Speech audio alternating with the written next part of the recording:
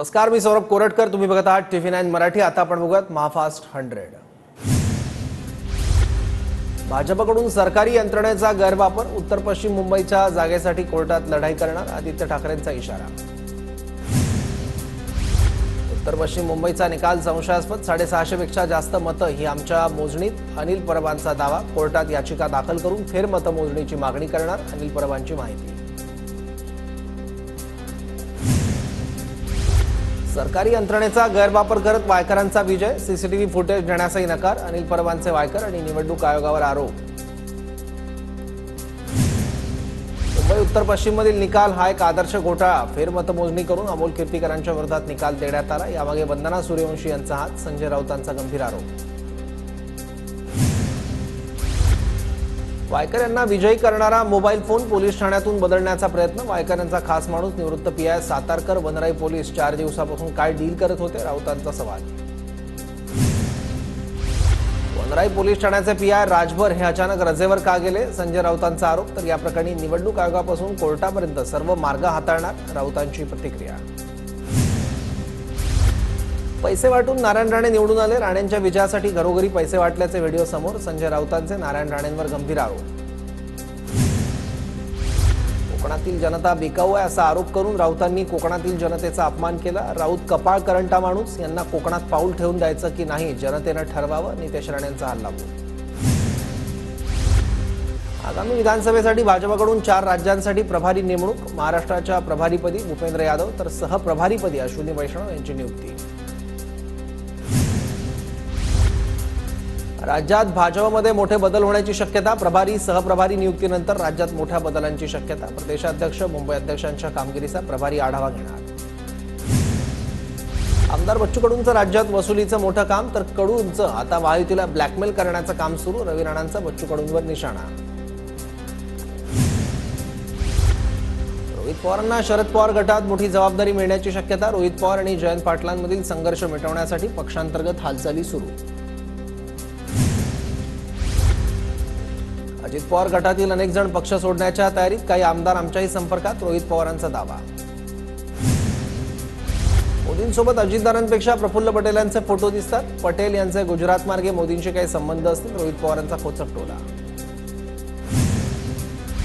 जागा वाटपाचा कोणताही फॉर्म्युला ठरलेला नाही, जागा वाटपाबाबत अजून कोणतीही बैठक झाली नाही, नाना पटोलेंची माहिती.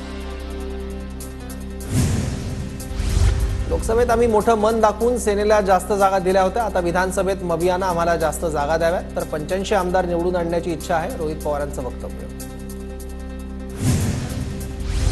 रोहित पवारच मंत्रिपदासाठी अजित पवारांच्या संपर्कात, रोहित पवार अजितदारांच्या बाजूला येऊन उभे राहिले तर नवल वाटायला नको, नितेश राणेंची रोहित पवारांवर टीका. विधानसभेला 90 जागा मिळाव्या ही आमची अपेक्षा, जागांसंदर्भात वरिष्ठ निर्णय घेतील, दिलीप वळसे पाटलांचं वक्तव्य.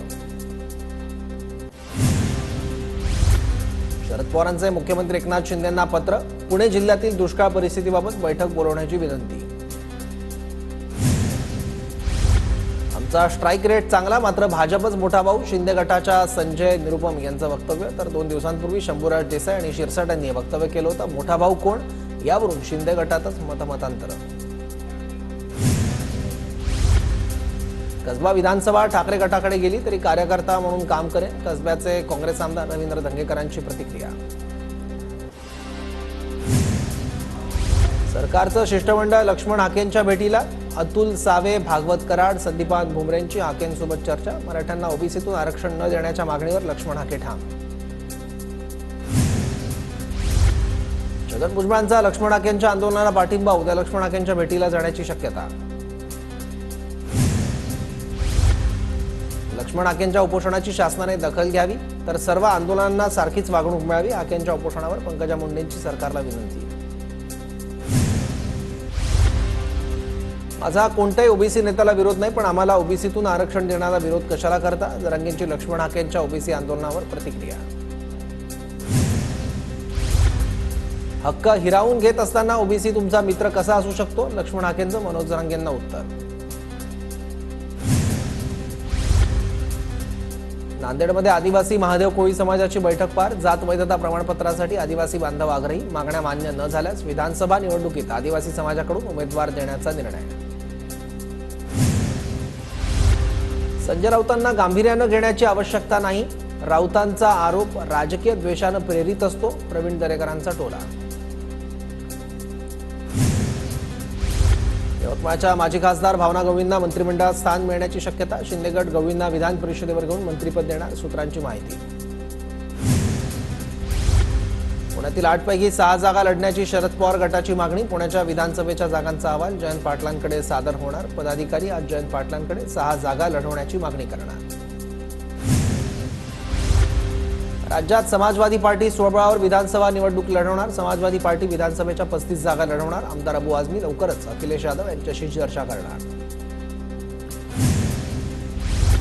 मुंबई पदवीधर आणि शिक्षक मतदारसंघासाठीचं मतदान 26 जून रोजी पार पडणार. निवडणूक प्रशिक्षण घेताना प्रत्येक जबाबदारी दक्षतापूर्वक पार पाडा, निवडणूक अधिकाऱ्यांना सूचना. सार्वजनिक गणेशोत्सवासाठी पालिकेची पूर्वतयारी सुरू.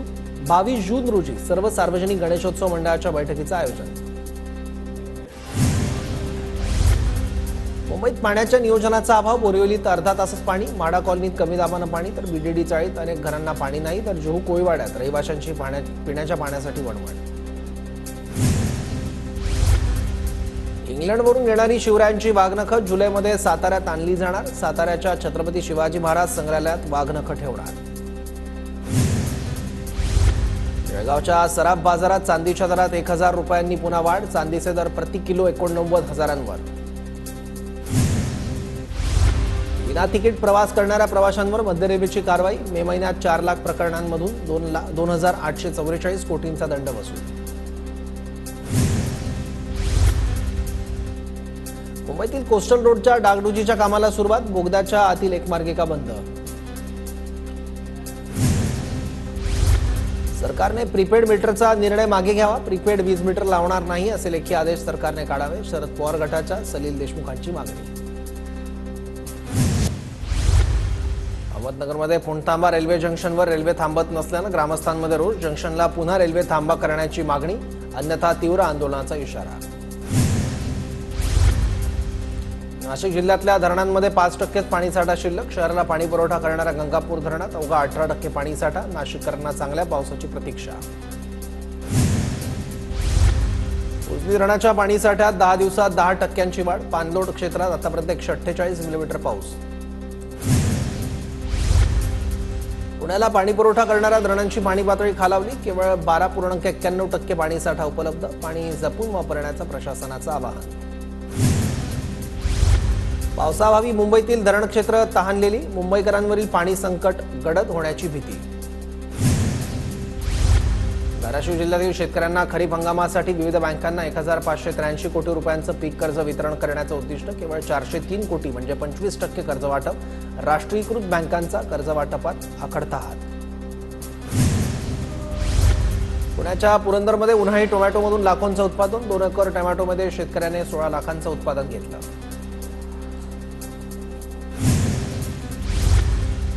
धाराशिव जिल्ह्यातील 5501 जलस्रोतांचे नमुने तपासण्यात येणार. पावसाळ्यात रोगराई पसरू नये म्हणून कार्यकारी अधिकाऱ्यांचे आदेश. वाशिमच्या रिसोड मालेगाव परिसरात 37% पेरणी पूर्ण. 2 दिवसात पडलेल्या पावसामुळे जिल्ह्यातील इतर भागात देखील पेरणीला सुरुवात. वाशिममध्ये तुरीच्या भावात दिवसेंदिवस घट. खरीप हंगामातील पिकांसाठी पैशांची जुळवाजुळव करण्यात शेतकऱ्यांची कसरत.